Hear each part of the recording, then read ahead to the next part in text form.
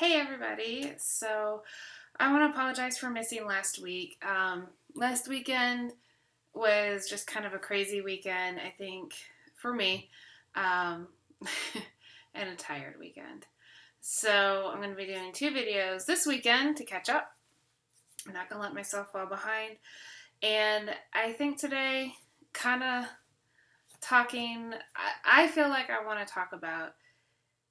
Um,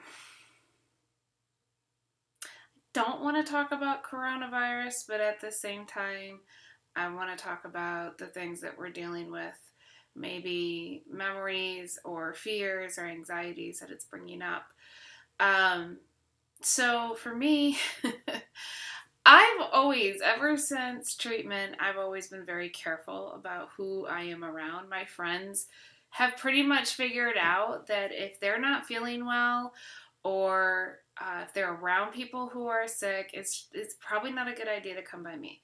And it's not because what they have is going to kill me. That's not it.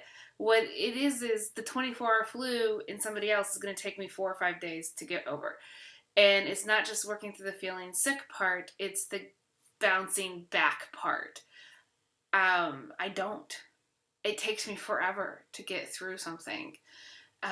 So I've been careful with that for the past, I don't know, 6 years now.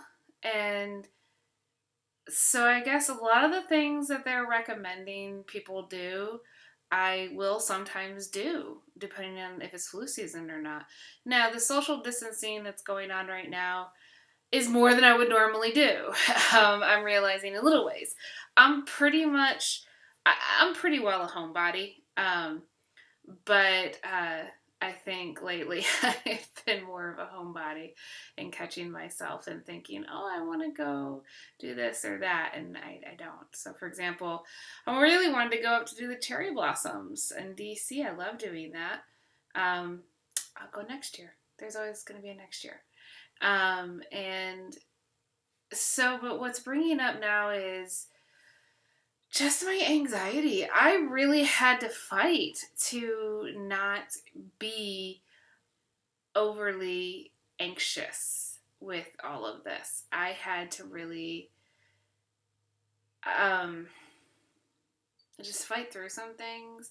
And here's the funny part is so Monday, I had some cancellations come up. And so I adjusted my calendar so I would be spending maximum amount of time in particular areas to see clients. So I was teleworking on Monday, not because it was mandated then for us, but because I could. And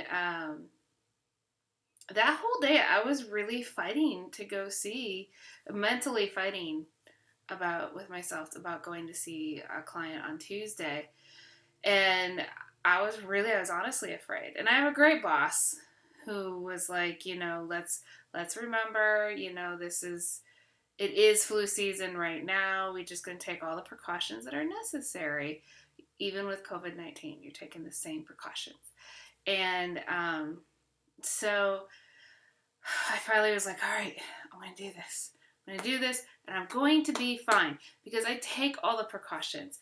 If my client is not feeling well or people within their home are sick, we talk about that. If I'm not feeling well, I'll cancel and reschedule. So I don't work sick on either side. And my clients know that about me, and they respect that, and we have mutual respect when it comes to that. I have hand sanitizer in my car, and anytime I get back in my car, I always put it on and I sanitize my hands. As soon as I walk back into the office, I drop my stuff at my desk and I go and I wash my hands with soap and water. This is just something that I do, period. And now I think, for me, this is just kind of continuing on as far as hygiene. So anyway, I went and I worked with my client on Tuesday. It was a good lesson. It was a great lesson. I was like, all right, we're going to move forward. We're going to do this. And we're planning future lessons and, things like that and taking proper precautions. And so then I went to another area that I don't get up to very often and worked on some previewing work and I was like, yeah, I got this. I'm not afraid anymore. I take all the precautions that are necessary. I'm fine. I'm good. I can see my clients. I worked through that anxiety that I was feeling anytime I read articles or watched national newscasts. And I get back to the office.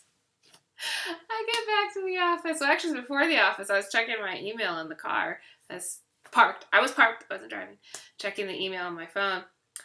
And right after I was finally comfortable with, not feeling upset like I was going to catch anything, given all the precautions that I take, I read this email from our deputy commissioner basically letting us know that, yes, we're going to be teleworking for right now to take precautions and social distancing.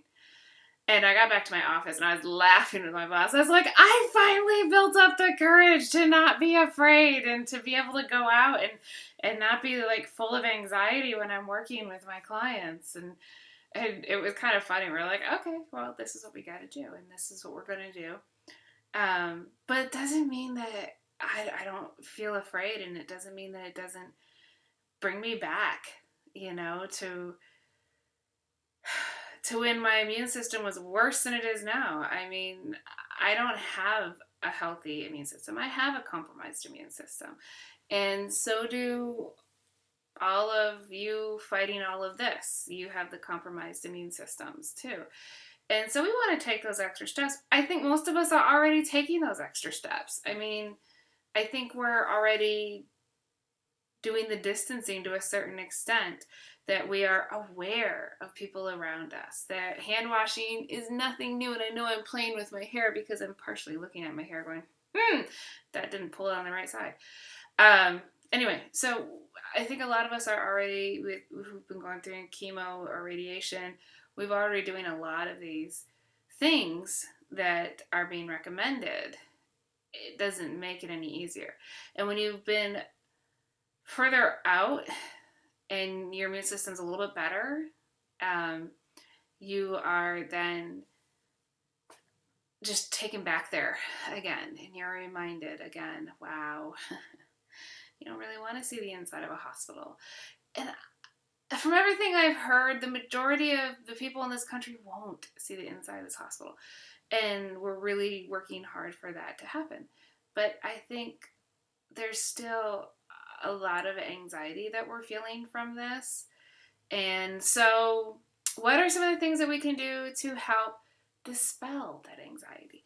Now, I live in a rural community. I live in small town USA. Thank God in my town we don't have any cases that we're aware of, and I'm grateful for that. But it is small town. It's rural town. It's, and they're taking all the precautions. My town's taking all the precautions that are necessary to be safe.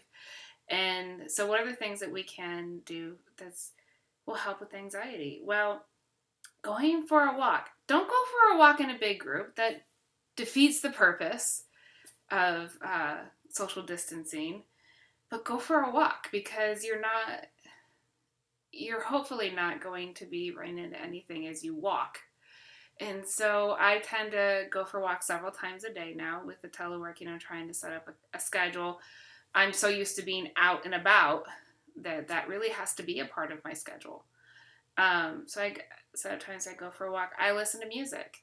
Sometimes I'll have really upbeat music going. Sometimes my piano guy stationed on Pandora. Yeah. Sometimes I'll have that calming music. Reading. I mean, just sit down and read and relax. I mean, the social distancing is an automatic pause button for a lot of people to maybe get that rest that they really need. For me, I also spend more time praying. I mean, I'm someone who kind of generally, I pray on the fly. As I'm going through my day to day, and I see an ambulance, I'll say a prayer. I pass a cemetery, I'll say a prayer. Pass a church, I'll say a prayer. If I hear somebody having a hard time, I might say a prayer for them at that moment. I'm finding myself having a little bit more focused prayer time. And that's kind of really helping me. I'm also avoiding all superstations and national TV broadcasts at this point. I realized last night I watched my local news, and yes, they gave updates on everything that's going on in our community, but they weren't scaring me. The updates were good. They gave good information, but the reporters were not acting like the world is ending. The sky is falling. Chicken Little, we're gonna die. And then I switched over to national news, and I had to turn it off. I had to turn it off because there was nothing positive on that news. As far as every story went, we're all gonna die. I mean, and that's not true. I know that's not true. Maybe that's not how they're putting it, but it's how it made me feel. So, you know what? Watch your local news. Find out what's happening in your immediate area. Maybe avoid the national news. Facebook, I kind of like this. So, Facebook, while can be quite the vehicle for negative, Facebook can also be a vehicle for positive. And I am seeing on my own personal feed more positivity coming out than the negativity that's been all over the place. And what I like is I can catch news conferences. So when the people who are actually running what's going on, I can watch that. I get the information that I need to get.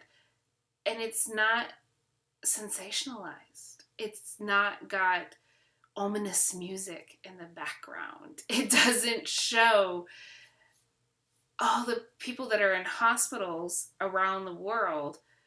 Yeah, I know they're in hospitals and I'm praying for them, but the entire world is not going to be in the hospital. My entire country is not going to be in the hospital. It's not. There are people who will be, and I hope and pray for them. But I don't think we need to see this 24/7 coverage of the worst possible scenarios. I feel like that's all we see on the national news. So maybe watch your local news and not so much the national news. Watch the actual press briefings and get the information from the doctors and what's happening and what's being done. Every area is going to be different. So that I know has helped me with my anxiety a lot. So taking walks, listening to music, reading, dialing down on the scary stories, doing what we're supposed to do. Do the social distancing. Stay home if you have to. But that doesn't mean you can't walk out your doorstep. It means, yeah, go for a walk. Maybe don't go for a huge hike with a ton of people. Go for a drive. Stay in your car. Go for a drive. I mean, maybe some people are relaxed by driving, maybe not. I don't know. Sometimes driving can relax me. Find something funny. I mean, seriously, watch a sitcom. I've been watching Big Bang Theory today.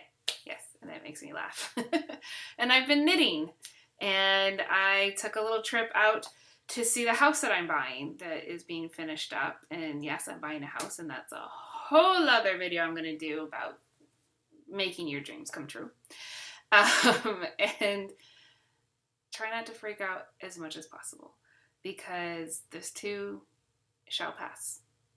And so I'm praying for everybody who has been affected by the coronavirus. I'm praying for everybody in my community and everybody around the world. And I don't think the prayers need to stop when this does pass us by, because it will. It will. And so I hope everybody has a great weekend and a wonderful week. And remember, find those things that make you smile every day. My plants are growing, not as fast as I would like them. They still look oddly, I don't know, lanky is the only word that's coming to mind. A few leaves on them. There's some leaves on them. It's pretty cool. So my plants are still growing. I haven't killed them yet. And go for a walk. Listen to some music. Read a book. Learn to knit. There's lots of things that can help bring down this anxiety as we all work through everything. And like I said, it's going to bring back memories for those of us who are further out. And it's going to be a little scary for those of us who have the more compromised immune systems. But this is going to pass. And everybody's doing everything that they need to do to make it pass. So have a great weekend. And I will talk to you all again soon. God bless. Bye-bye.